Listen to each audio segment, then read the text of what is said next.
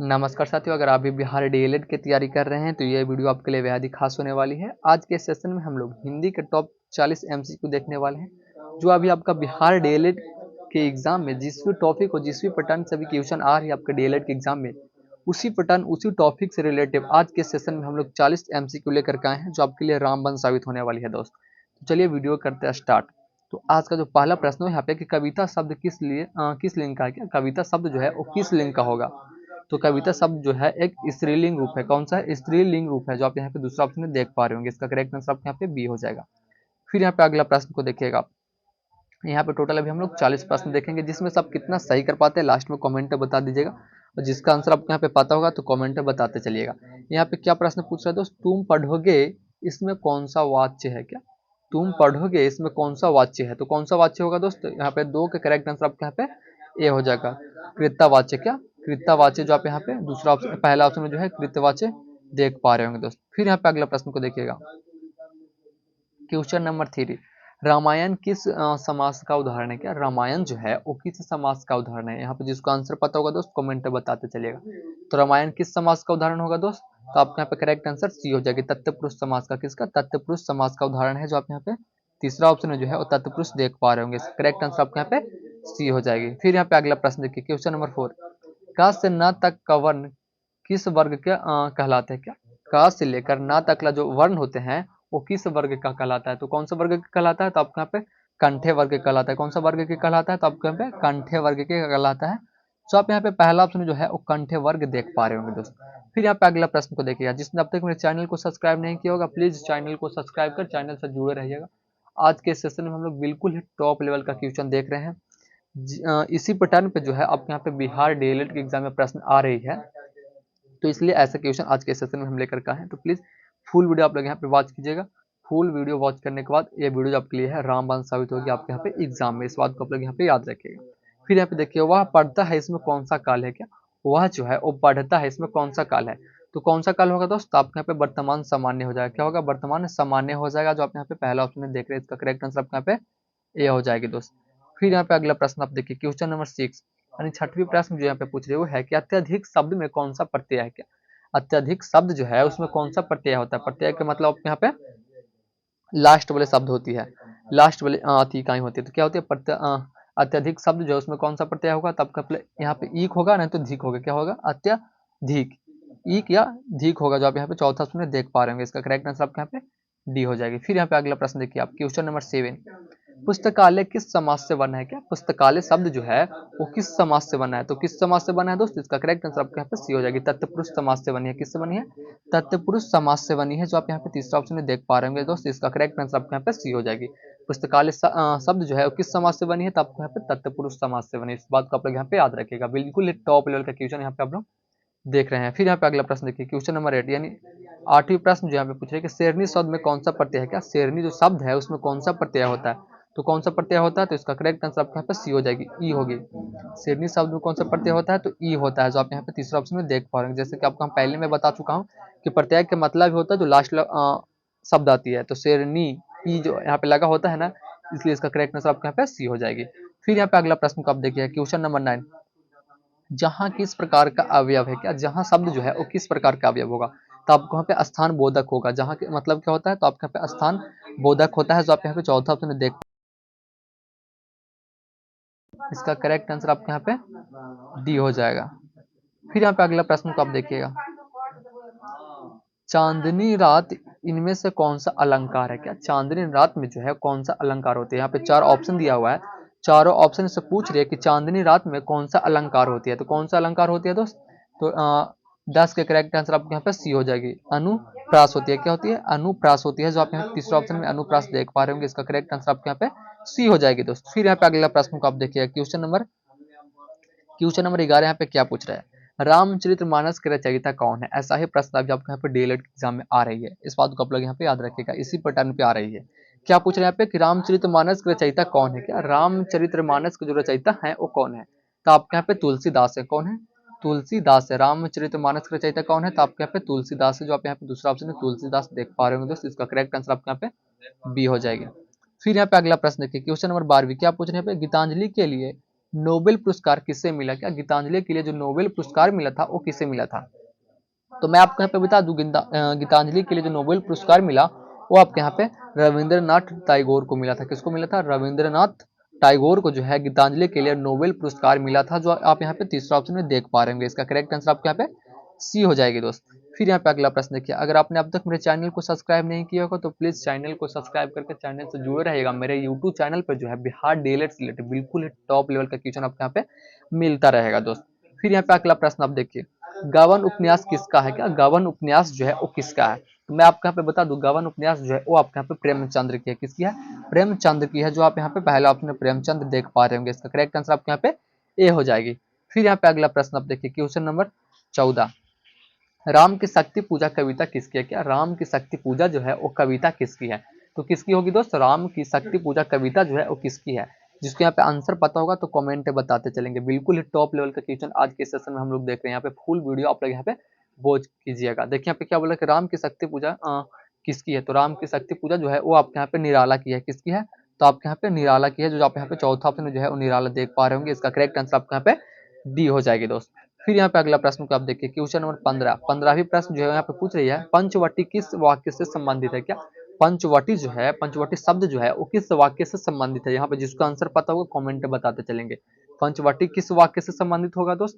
तो आपके यहाँ पे करेक्ट आंसर ए हो जाएगा, रामचरित मानस से संबंधित है। किससे? रामचरित मानस से संबंधित है, जो आप यहाँ पे पहला ऑप्शन है रामचरित मानस देख पा रहे होंगे। इसका करेक्ट आंसर आपके यहाँ पे ए हो जाएगी। फिर यहाँ पे आप अगला प्रश्न को देखिए, क्वेश्चन नंबर 16, साकेत किसकी रचना है? क्या साकेत जो है वो किसकी रचना है? यहाँ पे जिसको आंसर पता होगा बताते चलेंगे। साकेत जो है किसकी रचना है? तो आपके यहाँ पे प्रसाद की है। किसकी है? प्रसाद की है। साकेत जो है किसकी रचना है? तो आपके यहाँ पे प्रसाद की है, जो आप यहाँ पे तीसरा ऑप्शन में देख पा रहे होंगे दोस्त। फिर यहाँ पे अगला प्रश्न को आप देखिए, क्वेश्चन नंबर 17, 17वीं प्रश्न जो आप यहाँ पूछ रही है वो बोल रही है कि रेणु का प्रसिद्ध उपन्यास कौन सा है? क्या रेणु का जो प्रसिद्ध उपन्यास है वो कौन सा है? यहाँ पे जिसको आंसर पता होगा दोस्त कमेंट में बताते चलेंगे। रेणु का प्रसिद्ध उपन्यास कौन सा होगा दोस्त? तो आपके यहाँ पे मैला आंचल हो जाएगा। कौन सा होगा? मैला आंचल जो है वो किसका लिखा हुआ? तो आपके यहाँ पे रेणु की है। किसका? रेणु का प्रसिद्ध उपन्यास कौन सा है? तो आपके यहाँ पे मैला आंचल है। कौन सा है? मैला आंचल है, जो आप यहाँ पे दूसरा ऑप्शन में जो है वो देख पा रहे होंगे। इसका करेक्ट आंसर आपके यहाँ पे दोस्त वी हो जाएगा। फिर यहाँ पे आप अगला प्रश्न को देखिए, क्वेश्चन नंबर 18वीं, क्वेश्चन नंबर 18 क्या पूछ रहे हैं यहाँ पे, सरोज स्मृति किसकी कृति है? क्या सरोज स्मृति जो है वो किसकी कृति है? जिसको यहाँ पे आंसर पता होगा दोस्त प्लीज कमेंट में बताते चलिएगा। सरोज स्मृति किसकी कृति है? तो आपके यहाँ पे करेक्ट आंसर बी हो जाएगी, निराला की है। किसकी है? तो आपके यहाँ पे निराला की है। सरोज स्मृति जो है किसकी कृति है? तो आपके यहाँ पे निराला की होगा, जो आप यहाँ पे दूसरा ऑप्शन में देख पा रहे होंगे दोस्त। फिर यहाँ पे आप अगला प्रश्न को देखिएगा, अगला प्रश्न क्या बोल रहे हैं दोस्त, भारत दर्शन पत्रिका के संपादक कौन थे? क्या हमारे भारत दर्शन पत्रिका जो है उसका संपादक कौन थे? तो उसका संपादक जो है वो आपके यहाँ पे भारतेंदु हरिश्चंद्र थे। कौन थे? भारतेंदु हरिश्चंद्र थे। इसका करेक्ट आंसर आपके यहाँ पे बी हो जाएगी, भारतेंदु हरिश्चंद्र थे। भारत दर्शन पत्रिका के जो संपादक थे वो कौन थे? तो भारतेंदु हरिश्चंद्र थे। कौन थे? भारतेंदु हरिश्चंद्र थे। इसका करेक्ट आंसर आपके यहाँ पे बी हो जाएगी दोस्त। बिल्कुल ही टॉप लेवल का क्वेश्चन आज के सेशन में हम लोग देख रहे हैं दोस्त। ऐसा ही प्रश्न अभी आपके यहाँ पे डीएलएड एग्जाम में आ रही है। जिस भी टॉपिक जिस भी पैटर्न से यहाँ पे आपको डीएलएड एग्जाम में पूछा जा रहा है उसी टॉपिक से हम भी आज के सेशन में 40 इंपॉर्टेंट क्वेश्चन लेकर के आए हैं। अगर वीडियो फुल वॉच कर लेते हैं आप यहाँ पे तो ये वीडियो जो आपके लिए है एग्जाम में रामबाण साबित होगी। क्या होगी? रामबाण साबित होगी दोस्त। अब यहाँ पे फुल वीडियो के यहाँ पे वॉच कीजिएगा आप। क्या पूछते हैं यहाँ पे क्वेश्चन नंबर 20, मधुशाला किसकी कृति है? क्या मधुशाला जो है किसकी रचना है? तो मैं आपको यहाँ पे बता दूं, मधुशाला जो है वो आपके यहाँ पे हरिवंश राय की बच्चन है। किसकी है? हरिवंश राय बच्चन की जो है ये रचना है। किसकी रचना है? मधुशाला किसकी रचना है दोस्त? आपके यहाँ पे हरिवंश राय बच्चन की है। किसकी है? हरिवंश राय बच्चन की है, जो है आप यहाँ पे दूसरा ऑप्शन में देख पा रहे होंगे दोस्त। इसका करेक्ट आंसर आपके यहाँ पे बी हो जाएगी। फिर यहाँ पे अगला प्रश्न को आप देखिए, क्वेश्चन नंबर 21 क्या पूछ रहा है दोस्त? क्वेश्चन नंबर 21 पूछ रहा है कि राम राम रूप गुण सागर इनमें से कौन सा अलंकार है? बिल्कुल यहाँ पे मोस्ट इंपोर्टेंट क्वेश्चन है दोस्त। यहाँ पे ऐसा प्रश्न आपके यहाँ पे डीएलएड की एग्जाम में अभी पूछी जा रही है। देखिए यहाँ पे क्या पूछ रहा है कि राम रूप गुण सागर जो है इनमें से कौन सा अलंकार है? तो कौन सा अलंकार होगा दोस्त? इक्कीस का करेक्ट आंसर आपके यहाँ पे बी हो जाएगी, रूपक का होगा। किसका होगा? रूपक का होगा। राम रूप गुण सागर जो है किसकी अलंकार है? तो आपके यहाँ पे रूपक का होगा। किसका होगा? रूपक का होगा, जो आप यहाँ पे दूसरा ऑप्शन रूपक जो है देख पा रहे होंगे दोस्त। फिर यहाँ पे अगला प्रश्न को आप देखिए, क्वेश्चन नंबर 22, क्वेश्चन नंबर 22 क्या बोल रहे दोस्त? करत करत अभ्यास ते जड़मती होते सुजान। क्या करत करत अभ्यासते जड़मति होते सुजान, इनमें से कौन सा रस है? तो कौन सा रस होगा दोस्त? इनमें से कौन सा रस होगा दोस्त? तो 22 का करेक्ट आंसर आपके यहाँ पे बी हो जाएगा, वीर रस होगा। कौन सा रस होगा? तो आपके यहाँ पे जो है वो वीर रस होगा। कौन सा रस होगा? आपके यहाँ पे वीर रस होगा। इसका करेक्ट आंसर आपके यहाँ पे बी हो जाएगी। फिर यहाँ पे अगला प्रश्न को देखिएगा, जहां लगत जहां छाया वहां ना तहाँ अलंकार, यह कौन सा छंद है? यहाँ पे प्रश्न को समझिएगा, क्या पूछ रहे हैं यहाँ पे दोस्त कि जहां लगत तहाँ छाया, क्या जहां लगत तहाँ छाया और जहां न तहाँ अलंकार, यह कौन सा छंद है? तो कौन सा छंद होगा दोस्त? 23 के करेक्ट आंसर आपके यहाँ पे बी हो जाएगी। चौपाई छंद होगा। कौन सा होगा? चौपाई होगा, जो आप यहाँ पे दूसरा ऑप्शन में देख पा रहे होंगे दोस्त। इसका करेक्ट आंसर आपके यहाँ पे बी हो जाएगी। फिर यहाँ पे आप अगला प्रश्न को समझिएगा, क्वेश्चन नंबर 24, श्रृंगार रस का अस्थायी भाव कौन सा है? क्या श्रृंगार रस का जो अस्थायी भाव है वो कौन सा है? तो मैं आपको यहाँ पे बता दूं, श्रृंगार रस का जो अस्थायी भाव है वो आपके यहाँ पे 24 का करेक्ट आंसर बी हो जाएगा, रति। क्या श्रृंगार रस का अस्थायी भाव क्या हुआ था? तो आपके यहाँ पे रति होती है, जो आप यहाँ पे दूसरा ऑप्शन जो है वो रति देख पा रहे होंगे। इसका करेक्ट आंसर आपके यहाँ पे बी हो जाएगी दोस्त। फिर यहाँ पे अगला प्रश्न को देखिए, क्वेश्चन नंबर 25 जो पूछा जा रहा है, पूछ रहा है कि मनुष्य के आचरण का दर्पण किसे कहा जाता है? क्या मनुष्य के आचरण का जो दर्पण है वो किसे कहा जाता है? बिल्कुल ही मोस्ट इंपॉर्टेंट क्वेश्चन आज के सेशन में हम लोग देख रहे हैं दोस्त। अगर आपने चैनल को अब तक सब्सक्राइब नहीं किया है तो प्लीज चैनल को सब्सक्राइब करके चैनल से जुड़े रहिएगा। क्या बोल रहे हैं यहाँ पे दोस्त कि मनुष्य के आचरण का दर्पण किसे कहा जाता है? क्या मनुष्य के आचरण का जो दर्पण है वो किसे कहा जाता है? तो किसको कहा जाता है दोस्त? तो 25 का करेक्ट आंसर आपके यहाँ पे सी हो जाएगी, नाटक को कहा जाता है। किसको कहा जाता है? नाटक को कहा जाता है। मनुष्य के आचरण दर्पण किसे कहा जाता है? तो आपके यहाँ पे नाटक को कहा जाता है, जो आप यहाँ पे तीसरा ऑप्शन में नाटक देख पा रहे होंगे दोस्त। इसका करेक्ट आंसर आपके यहाँ पे सी हो जाएगी। फिर यहाँ पे अगला प्रश्न को आप देखिए, क्वेश्चन नंबर 26, हिंदी हिंदी शिक्षण की सर्वश्रेष्ठ विधि कौन सी है? क्या हिंदी शिक्षण की जो सर्वश्रेष्ठ विधि है वो कौन सी है? तो कौन सी विधि होगा दोस्तों? 26 का करेक्ट आंसर आपके यहाँ पे सी हो जाएगा, व्यवहारिक विधि हो जाएगा। कौन सा विधि हो जाएगा? तो आपके यहाँ पे व्यवहारिक विधि हो जाएगा। इसका करेक्ट आंसर आपके यहाँ पे सी हो जाएगी दोस्त। फिर यहाँ पे आप अगला प्रश्न को देखिए, क्वेश्चन नंबर 27 क्या बोल रहे हैं यहाँ पे, भारत कौशल की संख्या कितनी मानी जाती है? क्या भारत कौशल की भाषा कौशल की जो संख्या है, भाषा कौशल की जो संख्या है वो कितनी मानी जाती है? तो कितनी मानी जाती है दोस्त? 27 का करेक्ट आंसर आपके यहाँ पे सी हो जाएगी, 4 मानी जाती है। कितनी मानी जाती है? तो आपके यहाँ पे 4 मानी जाती है। इसका करेक्ट आंसर आपके यहाँ पे सी हो जाएगी।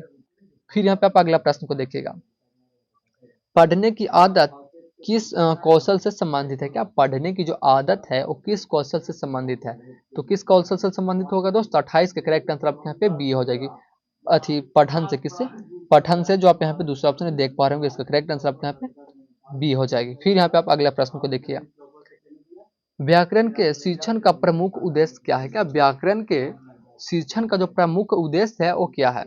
तो मैं आपके यहाँ पे बता दूं, व्याकरण शिक्षण का जो प्रमुख उद्देश्य है वो आपके यहाँ पे वाक्य रचना सुधारना होगा। क्या होगा? वाक्य रचना को सुधारना होगा, जो आप यहाँ पे दूसरा ऑप्शन में देख पा रहे होंगे। इसका करेक्ट आंसर आपके यहाँ पे बी हो जाएगा दोस्त। फिर यहाँ पे अगला प्रश्न को आप देखिएगा, क्वेश्चन नंबर 30 क्या बोल रहे हैं यहाँ पे, बालक को भाषा कैसे सीखनी चाहिए? क्या बालक को जो है भाषा कैसे सीखनी चाहिए? तो कैसे सीखनी चाहिए दोस्त?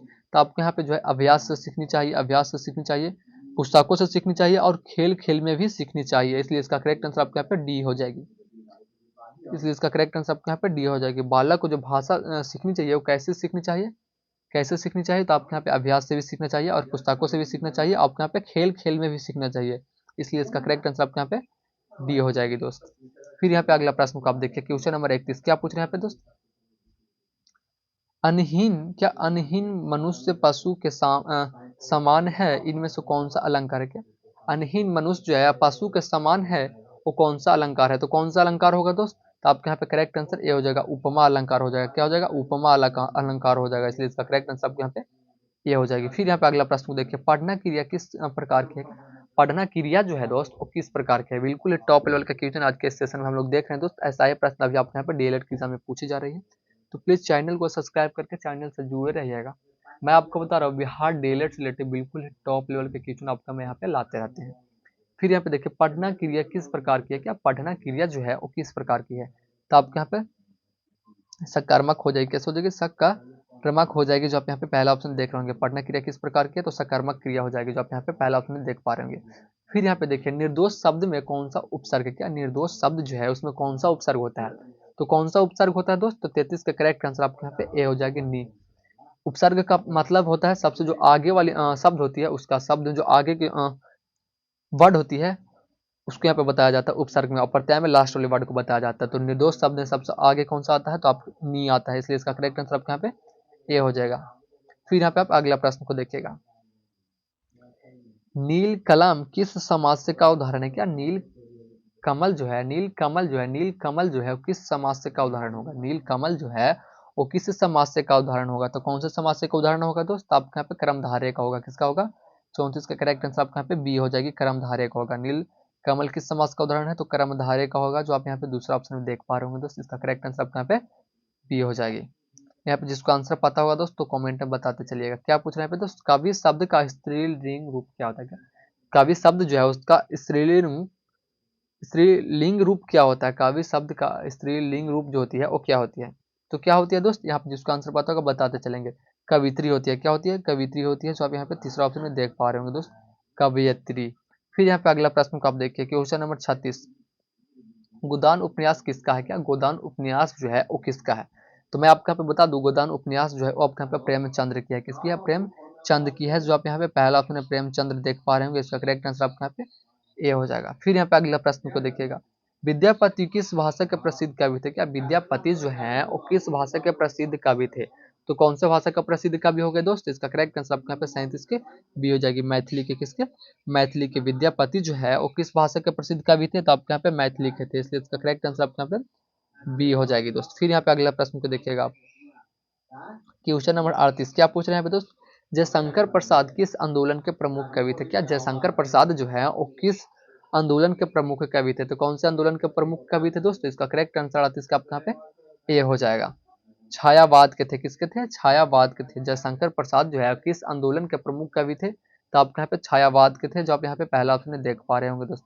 फिर यहाँ पे अगला प्रश्न देखिए, क्वेश्चन नंबर 39, रामचरितमानस किस भाषा में लिखी गई है? क्या रामचरितमानस जो है वो कौन सी भाषा में लिखी गई है? तो कौन सी भाषा में लिखा गया है दोस्त? इसका करेक्ट आंसर आपके यहाँ पे बी हो जाएगी, अवधी भाषा में लिखा है। कौन सी भाषा में? अवधी भाषा में लिखा गया है, जो आप यहाँ पे दूसरा ऑप्शन में देख पा रहे होंगे। रामचरितमानस जो है किस भाषा में लिखी गई है? तो आपके यहाँ पे अवधी भाषा में लिखी गई है। फिर यहाँ पे अगला प्रश्न को आप देखिए, क्वेश्चन नंबर 40, पुष्प की पुष्प की अभिलाषा कविता किसकी कवि है? क्या पुष्प की अभिलाषा कविता जो है वो किसकी कवि है? किसकी कवि है दोस्त? यहाँ पे जिसका आंसर पता हो कमेंट में बता देंगे। ये जो है हमारा आज का लास्ट प्रश्न है, लेकिन इसका आंसर हम बता के जाएंगे। पुष्प की अभिलाषा जो है किसकी कवि है? किसकी कवि है? तो इसका करेक्ट आंसर आपके यहाँ पे कविता जो है किसका है? तो आपके यहाँ पे जो है माखनलाल चतुर्वेदी के। किसका? माखनलाल चतुर्वेदी के है, जो आप यहाँ पे चौथा ऑप्शन में देख पा रहे होंगे दोस्त। इसका करेक्ट आंसर आपके यहाँ पे डी हो जाएगा। तो वीडियो कैसा लगा कमेंट में जरूर बताइएगा। अगर वीडियो अच्छी लगी होगी तो बस एक लाइक, एक कमेंट एंड अपने दोस्तों के पास भी शेयर कर दीजिएगा, कि उनका तैयारी भी जो है बिल्कुल ही मजबूती तरीका से हो पाए। तो ठीक है, फिर मिलता है अगले वीडियो के साथ। अगर किसी को कोई टॉपिक या किसी सब्जेक्ट की वीडियो चाहिए होगा तो बस एक बार कमेंट कीजिएगा, आपको उपलब्ध करवा दिया जाएगा दोस्तों। ठीक है, फिर मिलता है अगले वीडियो के साथ। तब तक के लिए जय हिंद, जय भारत।